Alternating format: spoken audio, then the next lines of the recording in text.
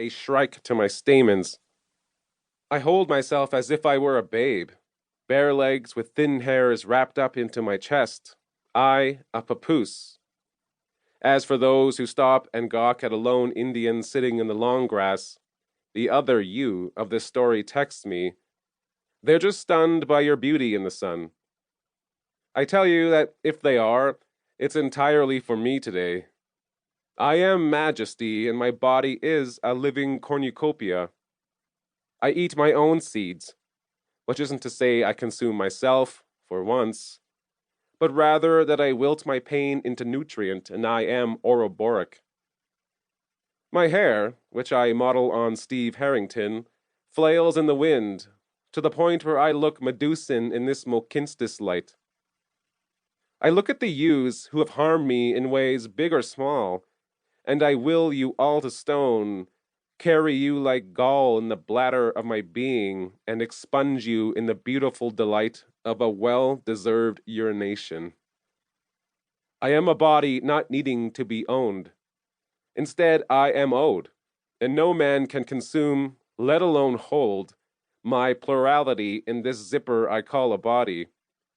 Or maybe I mean to say that here, in this field, hair a zephyr of rays, I become a Tim, dog, relinquished from the prison house of the now, and I bark horror back into that dog house while I rest among the multitudes. I am a res dog in this moment, a vicious sight.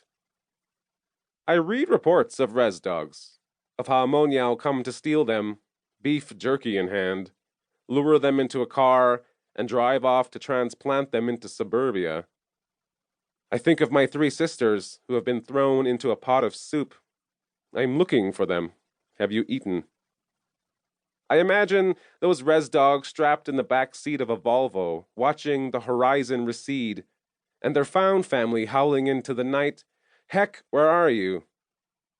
In this vignette, I am the res dog, and you are the driver, and it's a hot July evening during the Calgary Stampede.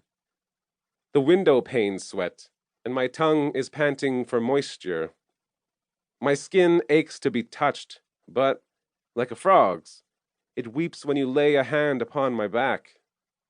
You grab me by the leash that you have locked around my neck, force me close, my whiskers receding from your rank breath, your tongue the scent of fermentation, and I, my own muzzle.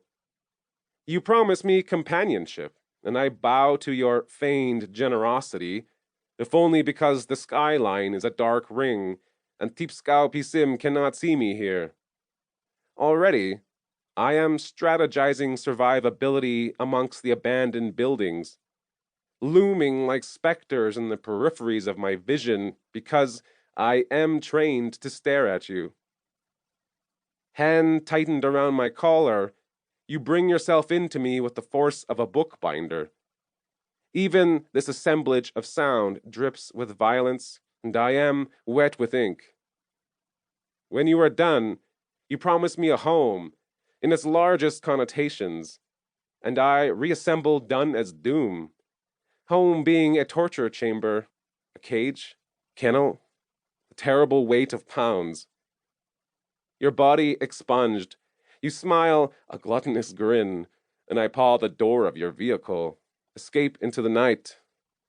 I am feral in this delight, having returned from the throes of entrapment and survived, fleeing into the safety of a transformed me. I enter the vomitorium of who I am and hack up severance, lick the salty rue clean to chew the bone of you. I howl for my kin, who rush to my side.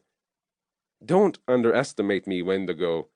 I have chewed larger men than you into dust, blown through monuments, pissed on flagships, and you are only 6 inches of a man pretending he is 10.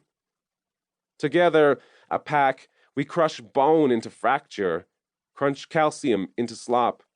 Will you the smiling death, a sudden syndrome, that slow necrosis? Just deadly, we will say, and I will stop in my routine, sit, and ask, why do we use deadly to describe achievement or self-esteem? Why must we entomb Indian success?